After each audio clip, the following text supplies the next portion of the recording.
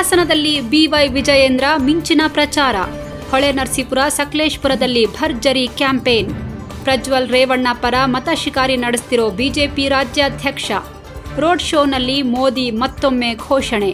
ತೆರೆದ ವಾಹನದಲ್ಲಿ ಸಾಗಿ ಪ್ರಚಾರ ನಡೆಸಿದ ದೋಸ್ತಿ ನಾಯಕರು. ಪ್ರಜ್ವಲ್ ರೇವಣ್ಣ, ಶಾಸಕ ಸಿಮೆಂಟ್ ಮಂಜು ಸೇರಿ ಹಲವರು ಭಾಗಿ. ಲೋಕಸಭೆ ಚುನಾವಣೆಗೆ ಇನ್ನೇನು ಕೆಲವೇ ದಿನಗಳು ಬಾಕಿ ಉಳಿದಿವೆ. ಈಗಾಗಲೇ ಎಲ್ಲ ರಾಜಕೀಯ ಪಕ್ಷಗಳು ಅಬ್ಬರದ ಪ್ರಚಾರ ಮಾಡ್ತಾ ಇವೆ.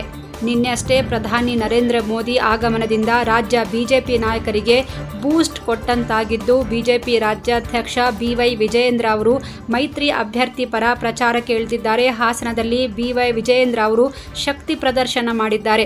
ಹೊಳೆನರಸೀಪುರ ಸಕಲೇಶಪುರದಲ್ಲಿ ಶಕ್ತಿ ಪ್ರದರ್ಶನ ಮಾಡಿ ಪ್ರಚಾರ ಮಾಡಿದ್ದಾರೆ. ಬಿಜೆಪಿ ಜೆಡಿಎಸ್ ಮೈತ್ರಿ ಅಭ್ಯರ್ಥಿ ಪ್ರಜ್ವಲ್ ರೇವಣ್ಣ ಪರ ಬಿಜೆಪಿ ರಾಜ್ಯಾಧ್ಯಕ್ಷ ಬಿವೈ ವಿಜಯೇಂದ್ರ ಮತ ಶಿಕಾರಿ ನಡೆಸಿದ್ರು. ಈ ವೇಳೆ ರೋಡ್ ಶೋನಲ್ಲಿ ಮೋದಿ ಮತ್ತೊಮ್ಮೆ ಘೋಷಣೆಯನ್ನು ಕೂಗಿದ್ರು. ತೆರೆದ ವಾಹನದಲ್ಲಿ ಇಬ್ಬರು ದೋಸ್ತಿ ನಾಯಕರು ಪ್ರಚಾರ ನಡೆಸಿದ್ರು. ಈ ಸಂದರ್ಭದಲ್ಲಿ ಪ್ರಜ್ವಲ್ ರೇವಣ್ಣ, ಶಾಸಕ ಸಿಮೆಂಟ್ ಮಂಜು ಸೇರಿದಂತೆ ಬಿಜೆಪಿಯ ನಾಯಕರು ಭಾಗಿಯಾಗಿದ್ರು.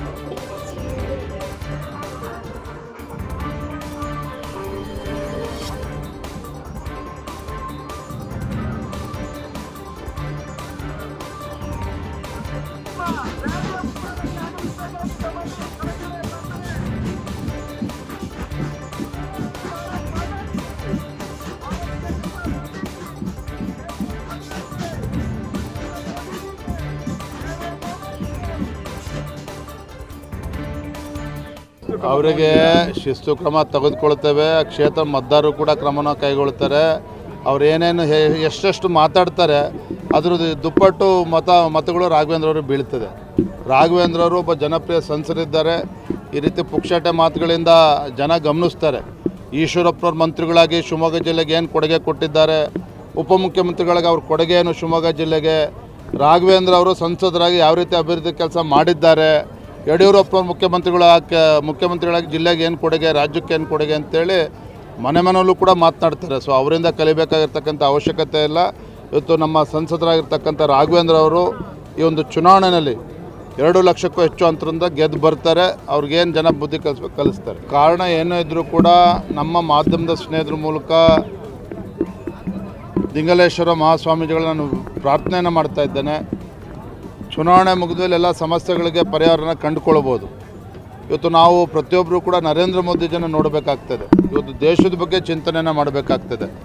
ಇವತ್ತು ಇಂಥ ಸಂದರ್ಭದಲ್ಲಿ ನಮ್ಮ ಅಭ್ಯರ್ಥಿಗಳು ಹಿರಿಯರಾಗಿರ್ತಕ್ಕಂಥ ಪ್ರಹ್ಲಾದ್ ಜೋಶಿ ಅವರು ಗೆಲ್ತಕ್ಕಂಥದ್ರಲ್ಲಿ ಯಾವುದೇ ಅನುಮಾನ ನಮಗಿಲ್ಲ. ಯಾವುದೇ ಕಾರಣಕ್ಕೂ ಪ್ರಹ್ಲಾದ್ ಜೋಶಿ ಅವರು ನಮ್ಮ BJP ಅಭ್ಯರ್ಥಿಗಳು, ಕೇಂದ್ರದ ಸಚಿವರು ಗೆದ್ದೇ ಗೆಲ್ತಾರೆ. ಆದರೆ ನಾನು ಶ್ರೀಗಳಲ್ಲಿ ಪ್ರಾರ್ಥನೆ ಮಾಡ್ತಕ್ಕಂಥದ್ದು, ಇಂಥ ಸಂದರ್ಭ ನಮಗೆ ಕೈ ಜೋಡಿಸ್ಬೇಕು. ಏನೇ ವೈಮನಸ್ಸು ಇದ್ದರೂ ಕೂಡ ಮರೆತು ದೇಶದ ಹಿತದೃಷ್ಟಿಯಿಂದ ತಾವು ಕೂಡ ನಮಗೆ ಬೆಂಬಲ ನೀಡಬೇಕು ಅಂತೇಳಿ ನಾವು ವಿನಂತಿಯನ್ನು ಮಾಡ್ತಾ ಇದ್ದೇನೆ. ಇದು ಪಬ್ಲಿಕ್ ಇಂಪ್ಯಾಕ್ಟ್. ಜನಶಕ್ತಿಯೇ ನಿರ್ಣಾಯಕ.